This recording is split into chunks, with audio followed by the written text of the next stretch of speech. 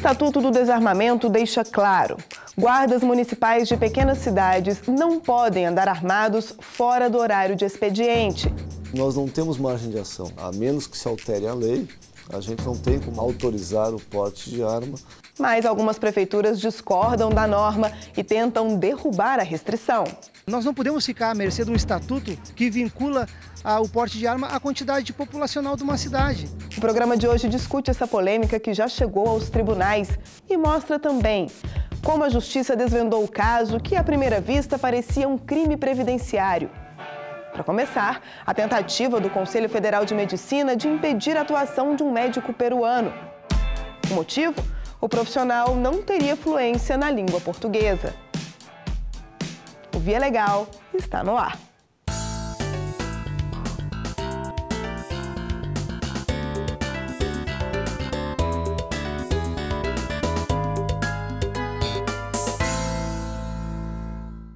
O programa Mais Médicos do governo federal já completou 2 anos e continua causando muita polêmica.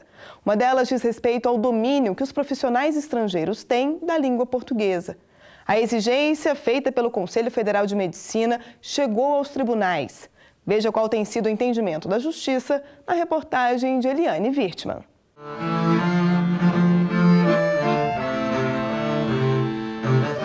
Antônia Francis Júnior, de Santa Luzia, no interior da Bahia. O que os dois têm em comum? O gosto pela música.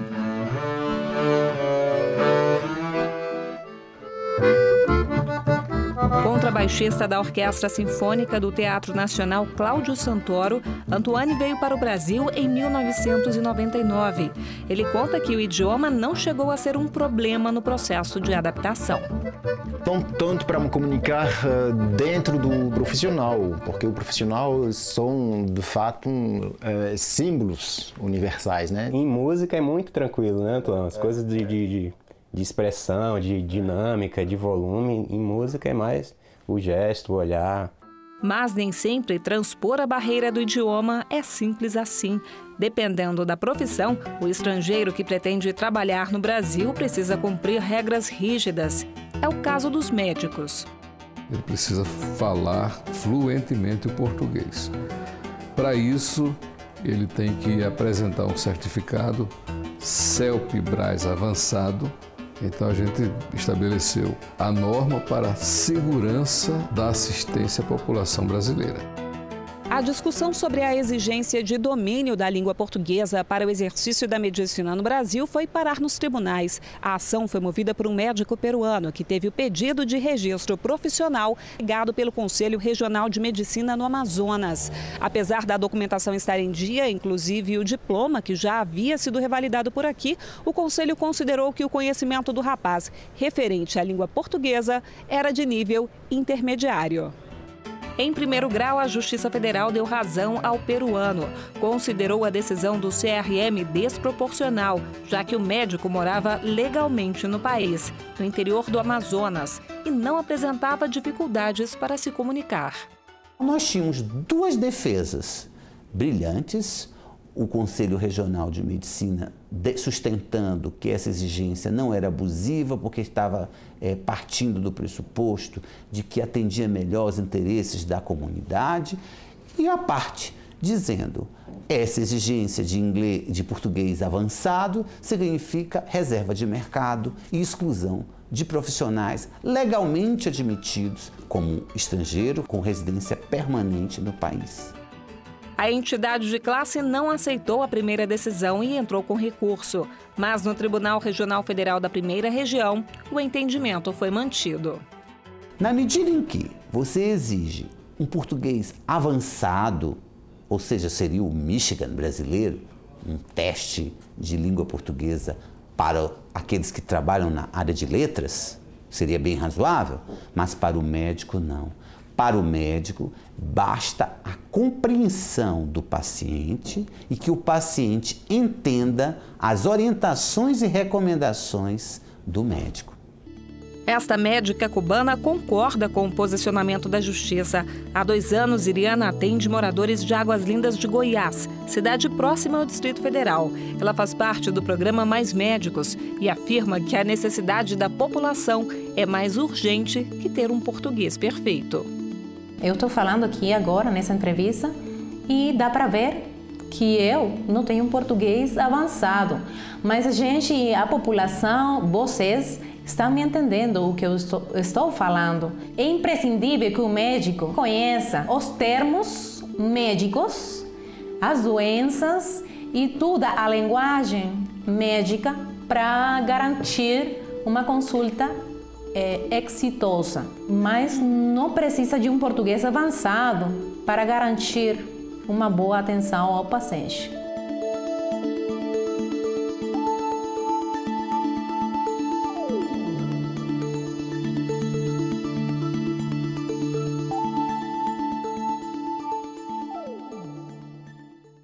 O assunto agora é segurança pública. Além das polícias civil e militar, algumas cidades brasileiras contam com o apoio de guardas municipais. Na prática, os direitos e deveres desses profissionais são um pouco diferentes. Dependendo do tamanho do município, eles não podem, por exemplo, andar armados fora do horário de expediente.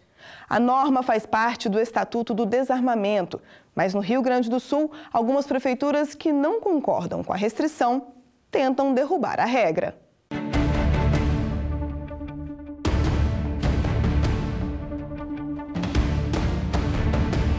Em cidades de porte médio, como Gravataí, a 30 quilômetros de Porto Alegre, os guardas municipais são um reforço contra a criminalidade. Sim, mais segura. Por várias coisas, por um banco, numa loja, né? Me sinto mais segura com ele armado. Por lei, guardas de municípios com população entre 50 mil e 500 mil habitantes podem usar armas, mas apenas em serviço. Já nas cidades com mais de 500 mil moradores, o porte de pistolas e revólveres é permitido também fora do horário de trabalho. Seja qual for a situação, o profissional é obrigado a fazer um treinamento e receber autorização da Polícia Federal. Esse critério tem como base os índices de criminalidade de cada região. Para que o porte seja autorizado por nós, pela Polícia Federal, eles têm que fazer todo aquele curso de formação previsto e o teste de tiro, que é fiscalizado por nós, da Polícia Federal. A partir disso, o guarda municipal tem autorização para portar arma. Aqui no Rio Grande do Sul, somente 13 prefeituras, entre elas a de Gravataí, implantaram guardas municipais. A nossa guarda municipal aqui de Gravataí, ela é bastante atuante, né? Ela trabalha de forma bastante integrada com a Polícia Militar e com a Polícia Civil. São diversas ações e operações realizadas ao longo do ano. Então, além das atribuições que é cuidados próprios do município, a Guarda também auxilia muito no combate à criminalidade. E foi justamente esse o argumento usado pela Prefeitura de São José dos Pinhais, no Paraná, para pedir na Justiça Federal que os guardas andem armados, mesmo após o expediente. Como a cidade tem cerca de 250 mil habitantes, o pedido foi negado. Houve recurso, mas no Tribunal Regional Federal da 4ª Região, em Porto Alegre, os desembargadores confirmaram a primeira decisão. Nós não temos margem de ação. O que está previsto na Lei 10.826/2013, que é o Estatuto do Desarmamento, é aquilo que tem que ser cumprido. A menos que se altere a lei, a gente não tem como autorizar o porte de arma de forma prevista do que está na lei. Para este professor da Universidade Federal do Rio Grande do Sul, o uso de armas pelos guardas municipais não pode comprometer o trabalho das forças de segurança. Seria dar mais ainda, colocar armas em circulação que não são necessárias, né? Já que nessas comunidades menores o nível de letalidade dos enfrentamentos é mais esporádico do que regular. E a discussão está longe de chegar ao fim. Em Gravataí, por exemplo, a Prefeitura também promete ir à Justiça para que os guardas do município possam andar armados após o horário de serviço. Nós não podemos ficar à mercê de um estatuto que vincula o porte de arma à quantidade populacional de uma cidade. Isso é um absurdo. Temos que revogar o Estatuto do Desarmamento a bem do serviço público. Em meio à polêmica, a população também está dividida. Não acho certo. Porque muitas vezes, dependendo do treinamento que ele tem, muitas vezes ele puxa uma arma e causa um problema muito grande. Se eles tiverem um bom treinamento, eu acho que não tem nenhum problema, porque inibiria. Muitas vezes eu acho que o bandido não respeita, porque sabe que eles não estão armados e daí não respeitam os guardas. Eu acho que a arma é mais para a parte da brigada militar, né? Não para um municipal. E o dever dele é instruir quanto ao estacionamento e outras coisas mais. Mas não chegar ao ponto da arma. Não importa, é para a proteção da população, né?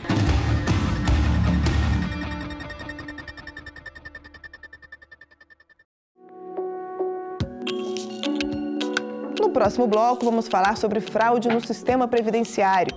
As denúncias anônimas são importantes, mas é preciso ter responsabilidade na hora de acusar. Tem ainda a tentativa frustrada de mudar o nome da ponte que liga o Rio de Janeiro a Niterói. Eu volto em instantes.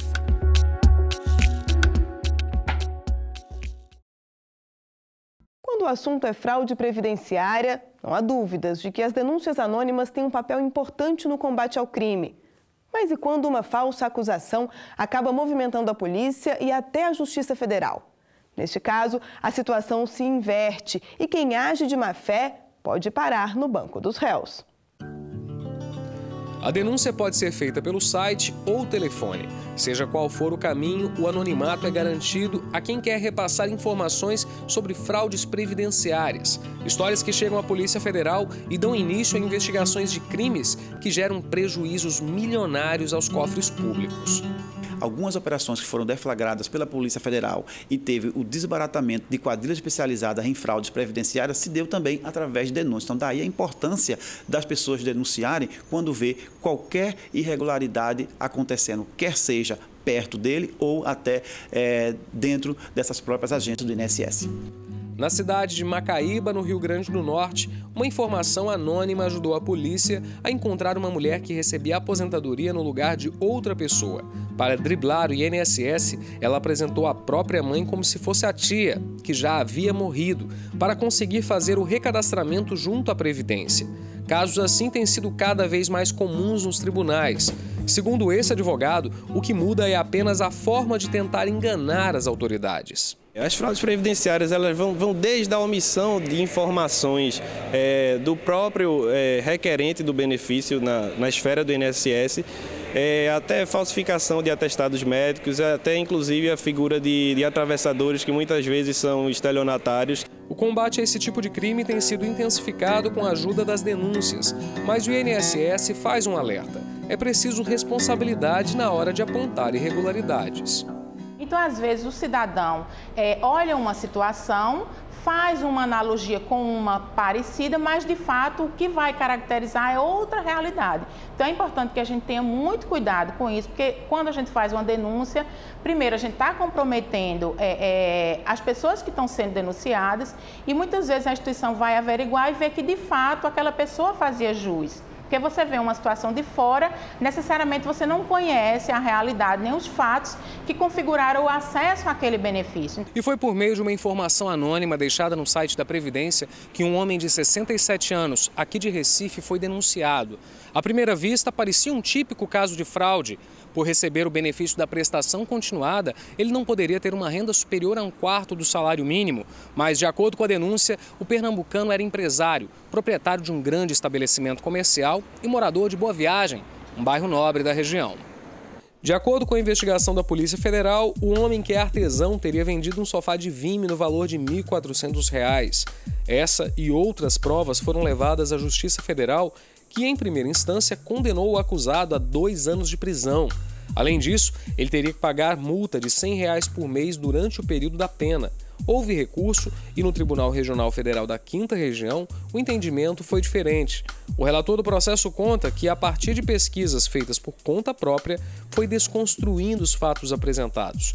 O primeiro deles é a casa, que fica em uma parte pobre do bairro de Boa Viagem. O imóvel simples foi comprado há mais de 30 anos. O desembargador também encontrou outras contradições. Em verdade, era um artesão trabalhando com reparo de móveis de vime e que tinha na sua oficina um conjunto de cadeiras deixada em consignação para ser vendida.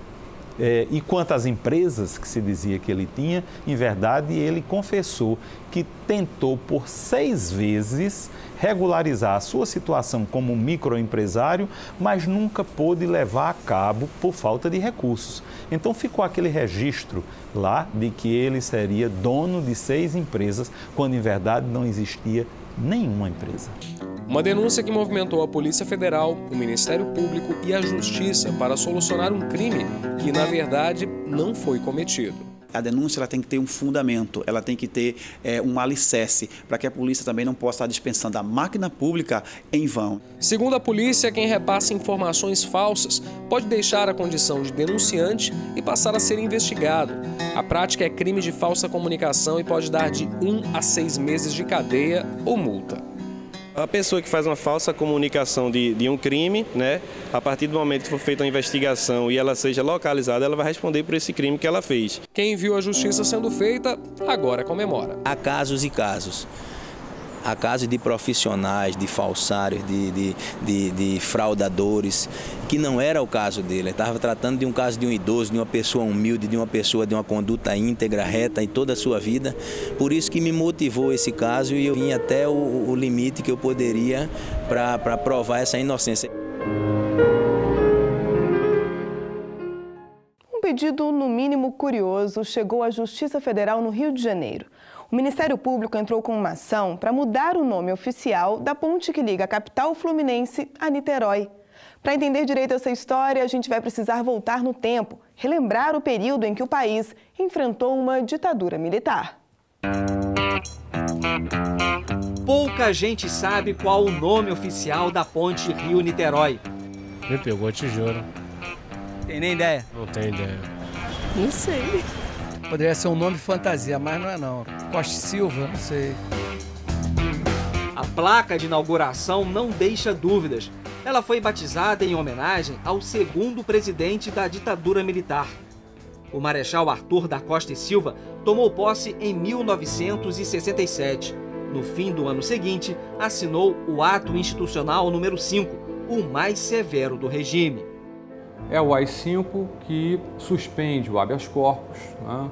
Estabelece novos processos de cassação, suspende mais uma vez o funcionamento do Congresso. Né? Por essas características, se observa claramente que o governo Costa e Silva é o que dá mais impulso, né, no desenvolvimento dos mecanismos de cerceamento, né, e repressão dos diversos dos governos militares estabelecidos até então. Costa e Silva ainda era presidente quando um acordo de cooperação entre o Brasil e a Grã-Bretanha permitiu o financiamento da obra. A ponte foi considerada símbolo da ditadura. A construção facilitou e muito a vida dos motoristas. Até então, atravessar a Baía de Guanabara só era possível por balsas. Tinha que enfrentar uma fila, né, da barcaça, e essa fila demorava de 4 horas, dependia do final de semana, quando era feriado prolongado, tanto para Rio, Niterói, quanto para Niterói para o Rio. Então ficava aquela fila imensa e havia um transtorno não só no Rio, como em Niterói também, que engarrafava tudo. A ponte levou 5 anos para ser concluída, um desafio para os engenheiros da época.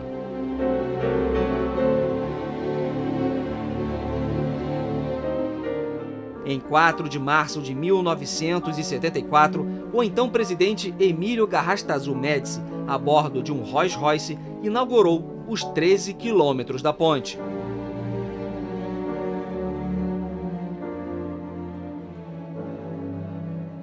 Pouca gente sabe, mas a primeira viagem de carro na ponte não aconteceu no dia da inauguração.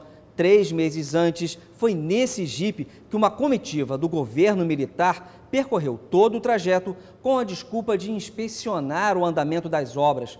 40 anos depois, com a democracia já consolidada no Brasil, veio uma ideia que provocou muita discussão: a mudança do nome oficial da ponte.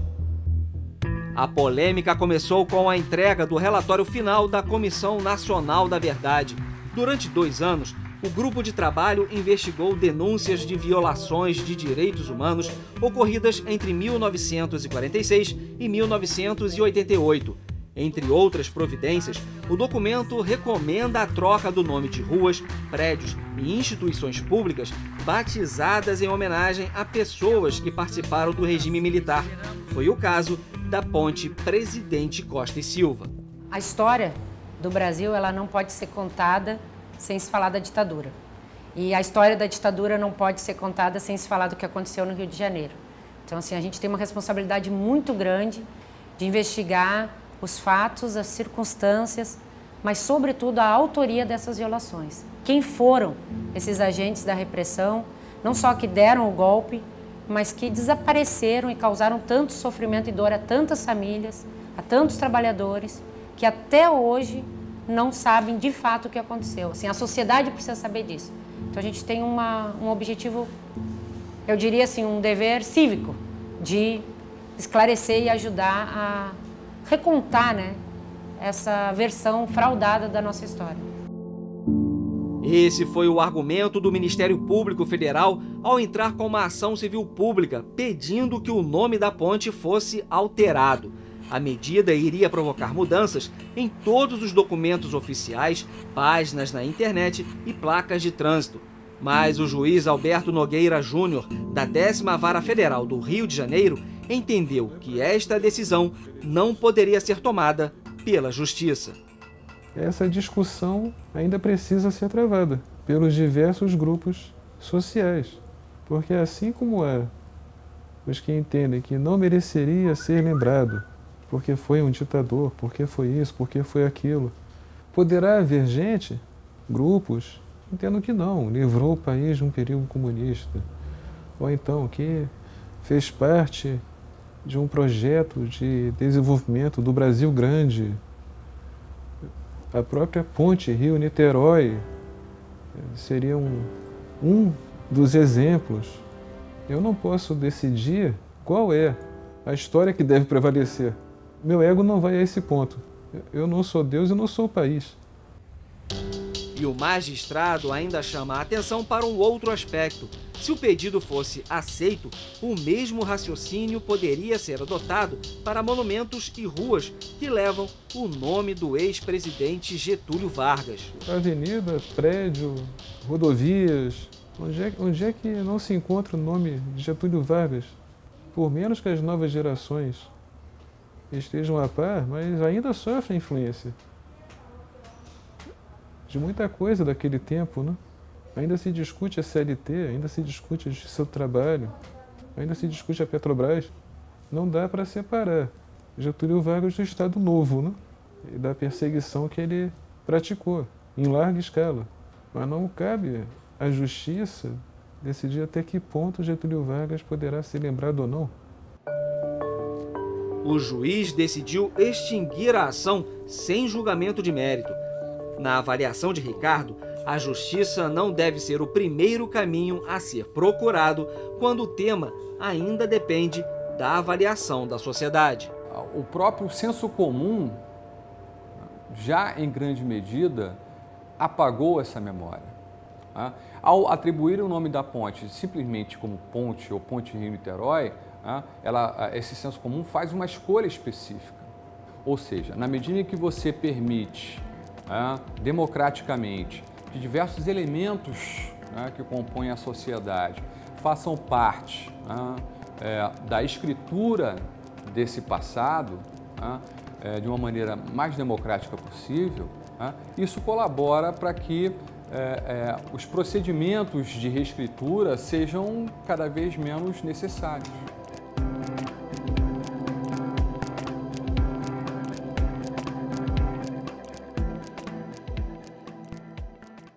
Via Legal fica por aqui. Se você quiser rever essas reportagens ou edições anteriores do programa, acesse vialegal@cjf.jus.br. E nós também estamos nas redes sociais.